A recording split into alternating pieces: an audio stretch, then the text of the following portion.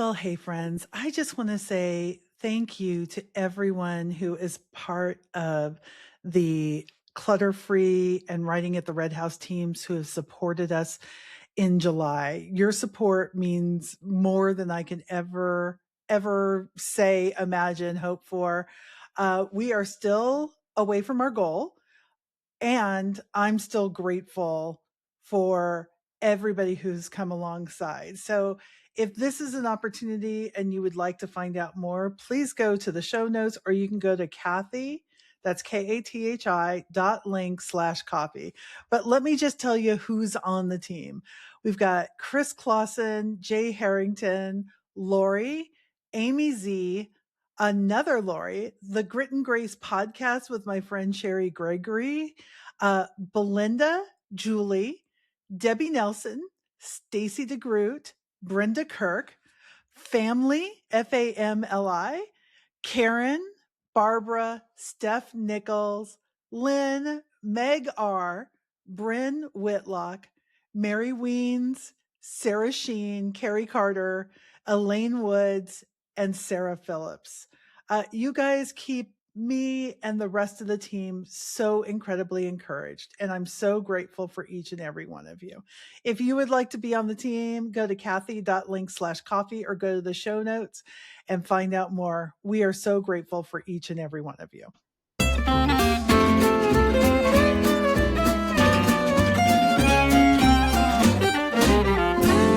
Well, hey friends, welcome to Clutter Free Academy, where our goal is to help you take small, doable steps to live every day with less clutter and more life. And if you've been around for any amount of time, you know my guest. It's Cheri Gregory. Cheri and I have written 3 books together, including Overwhelmed, You Don't Have to Try So Hard. We have a devotional that is called The Abundant Place. She's just one of my favorite. Oh, and she's written books with other people too. She is a great collaborator, and that's why I love having her on my podcast. Cheri, welcome back to the show. Oh, thanks for having me, Kathi. It's great to be back. Well, this is the Cheriest Cheri show of all shows because we are talking about something that is near and dear to your heart, something that I have seen you evolve with over the years, and it's 3 little letters, HSP.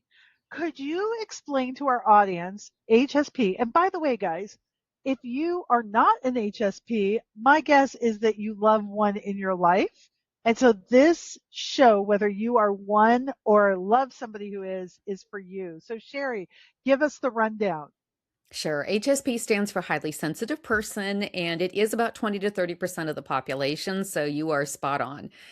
Your listeners either are a highly sensitive person themselves, or they know or love someone or work with someone who is. And, I will say, I was having a conversation the other day with some sister HSPs. We really wish they had named it highly perceptive person or highly reflective person. That word sensitive doesn't necessarily resonate with everybody. So if you don't like HSP, just think of it as highly perceptive person, and that works just fine. Okay. And today we're talking about clutter and the highly sensitive person or highly perceptive person. Why is everyday home management? What are the special challenges? That's what I want to ask. What are Okay. the special challenges that come from being a highly sensitive person when it comes to things that we all think of as big? Now, I'm not saying we all think it's easy and highly sensitive people don't, because if you're listening to this podcast, we all have this challenge, right? Or if you're on this podcast, we have this challenge. Exactly. But what are some special maybe twists to the feeling of being overwhelmed by everyday home management? Sure. Well, just real quickly, the 5 key qualities of a highly sensitive person, and I'm just going to read them straight from the book here. First of all, HSPs tend to need more time than the average bear to process. Often, I have no idea what I'm thinking until 24 to 48 hours after a topic has been brought up. We are easily overstimulated, and that's the 5 senses, which we'll be talking about in terms of clutter and home management. The third is that HSPs tend to feel our own emotions very intensely. We have a kind of a wider palette of emotions in terms of range of maybe if you think of them as colors. We are highly empathetic, so we often read the room, and we're not only feeling our own emotions, we're feeling other people's emotions, and then we tend to notice nuances. Often we notice things that others don't notice. And so just from a very practical standpoint, the sensory overwhelm, the sensory processing sensitivity, which is actually where it got its name originally. Mhm. Often the visual stimuli of managing a home, the auditory stimuli, even in the kitchen, the olfactory, smelling things, tasting things, the texture of things. It's all so much. There's just so Yeah. much muchness. And Mhm. that can really contribute to decision fatigue, which you and I have talked and written about at length. Yes. Okay. So it's a lot of more. Yes. You and I went out to dinner last night because we happened to be in the same place. Yay. And I was wearing a newish shirt Mm-hmm. and it had a little plastic tag in the back that Roger was not able to get out. I tried to get it out when I got home and I finally just took a pair of scissors to it. And at dinner, I was able to forget about it. Oh. I was able to go, yeah, exactly.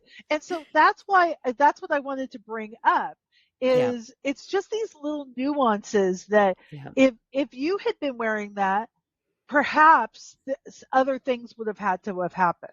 And I Yes. see you working with tools all the time to make sure Yeah. that you can continue on, but Yes. you have to take care of yourself in a different way than I do. Yeah, and And what you're yeah. describing with that is that you were able to stay in your window of tolerance. You were able to Hmm. shut out that stimuli and stay present.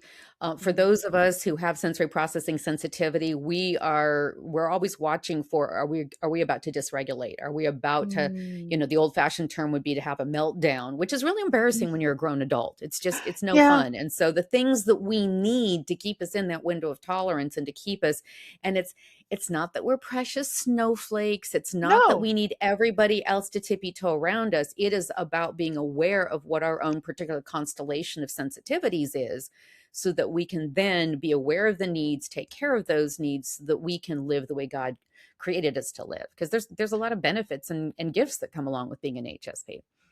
Yeah. Okay. So we're going to take a quick break. And when we come back, I want to talk about just really briefly why that clutter can be Yeah. so detrimental to somebody with who is an HSP. And by the way, just a reminder, 1 out of every 3 to 5 people is. Mhm. So we're not talking about somebody who has special needs. And I want to say something to this really quickly. You know, the whole meltdown thing, right? And you say, well, that's embarrassing as an adult. Circumstances can change in anybody's life where Mhm. what was tolerable one day is no Mhm. longer tolerable. I, because of my long COVID, I used to be able to be in the sunshine. I didn't enjoy it, but like in the heat. Now I Mm. literally cannot. I'll start crying because it makes me so sick to my stomach. And so, Wow. your circumstances can change. So Yeah. if you think people should just suck it up, Mm. um, I pray that God does not have to teach you a lesson in a way that you would not want to be taught. Just, Mm. just a thought here, because no, these are all people just trying to get through the day Yeah. and trying to use those tools. So we're going to take a quick break and come right back. Friends, are you part of our Clutter Free Academy newsletter? If you're not, I would highly suggest that you subscribe. One, you'll get links to all the podcasts if they're not already automatically downloading to your phone. Two, you're going to go more in depth about the topics that we are teaching about.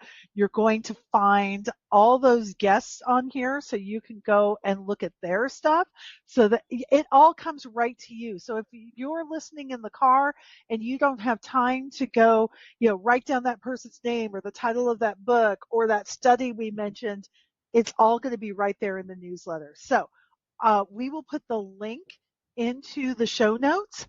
Or if you just Google newsletter Kathi Lip, you'll be able to find it. We would love for you to be a part of that. Okay, Cheri, why is clutter sometimes more detrimental to somebody who's an HSP than to the rest of the population?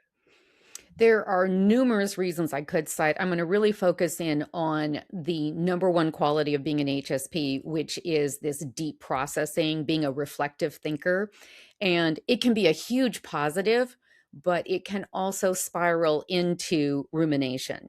And so, the three questions that you have us ask when we're looking at whether something is clutter or not, it can be very easy for us to really latch on to one of those and really focus in on, well, I really don't use it, but so and so gave it to me. And then some of those other qualities like, oh, our empathy for them, our emotional attachment to the person, or our fear that if they come to the house and they see we've gotten rid of it, no, no, I can't bear that thought. Like that would Hmm. be overwhelming. That would be so Right. overstimulating. Often boundaries are a bit of an issue. And so we can look at one single issue that's item that another person might look at and go, just get rid of it. Yeah. The whole exercise of turning your hangers around, and if you haven't worn something in 6 months, just get rid of them. It it can be so easy for everything to become a story, to Yeah. become this epic that we can't get out of. The one and done decision making can be extremely hard if we don't have tools to help us do it. All I can think about is Emily Gilmore dragging all of the Yes. gifts that Trixie, her mother-in-law, has given Yes. them up Yes. there because she Yes. she doesn't want to experience the wrath of that. Now, let's be clear: Emily Gilmore was not a highly sensitive person, but Yes.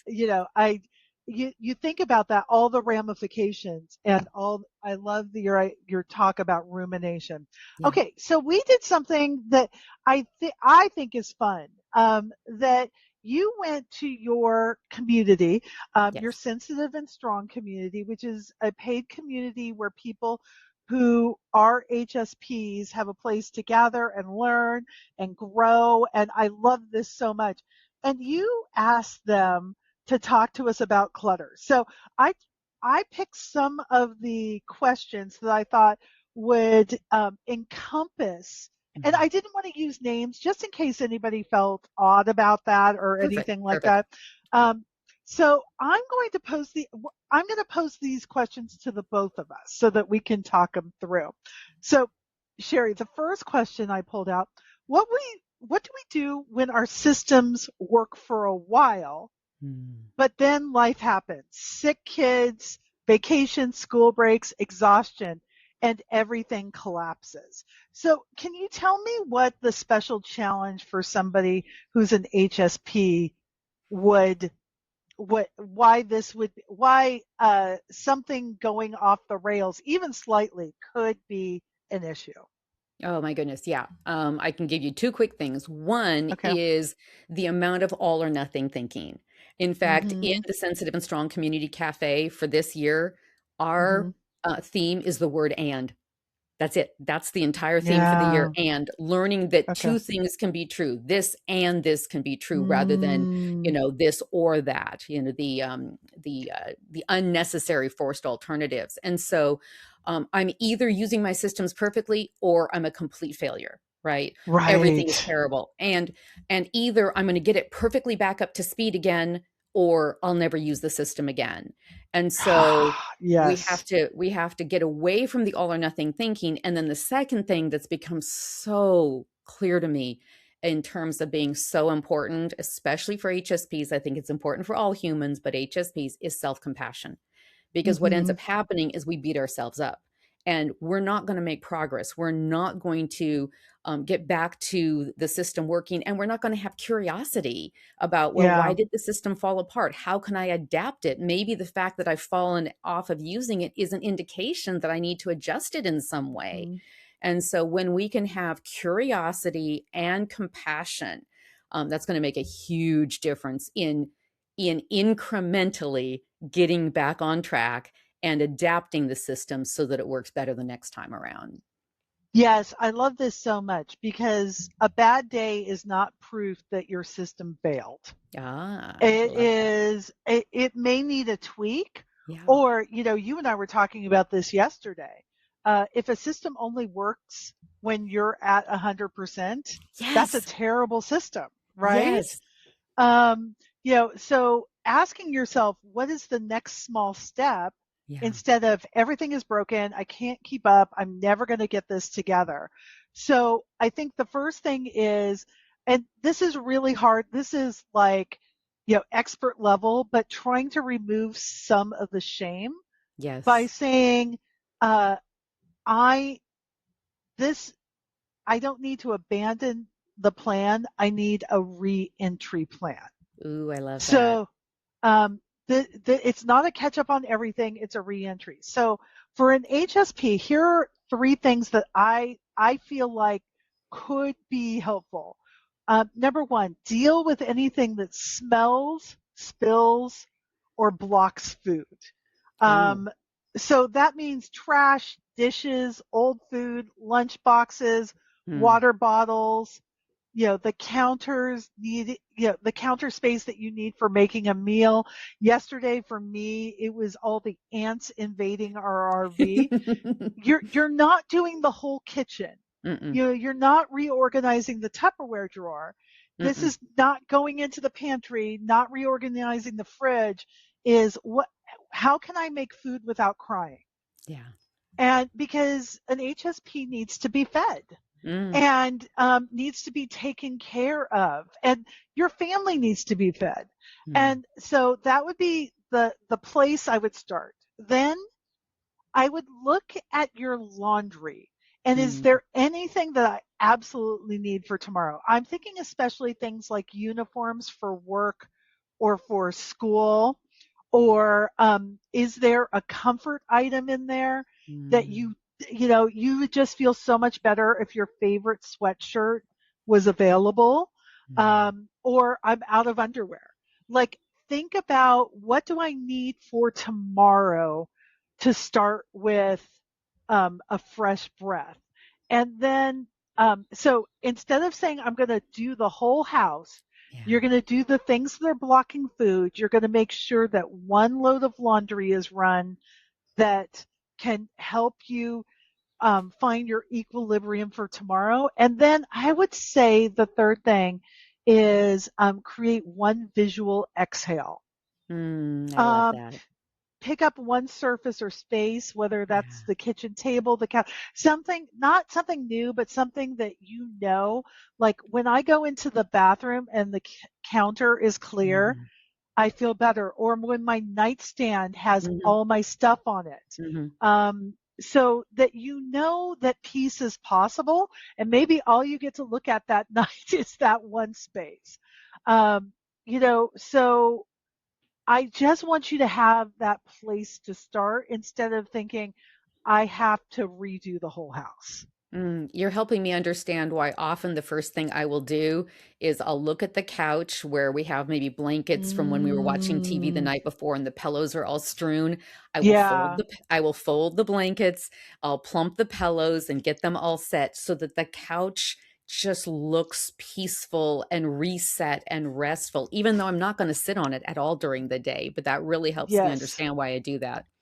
You know what? So here's the word that I think you're describing: stabilizing. Yes. You're not catching up. Today is Yeah. not a catch up day. Oh, Today is a stabilizing day. yeah. Because yesterday was a hard day, or Yeah. last night I didn't get enough Yeah. sleep. So today Yeah. we stabilize, and there Mm. will be a day this week where my brain clicks into gear and says, "Oh, we need to catch up on a few things." Mhm, mhm. But today we're just going to stabilize. Oh, so good. Okay. Here is another question we got from your group.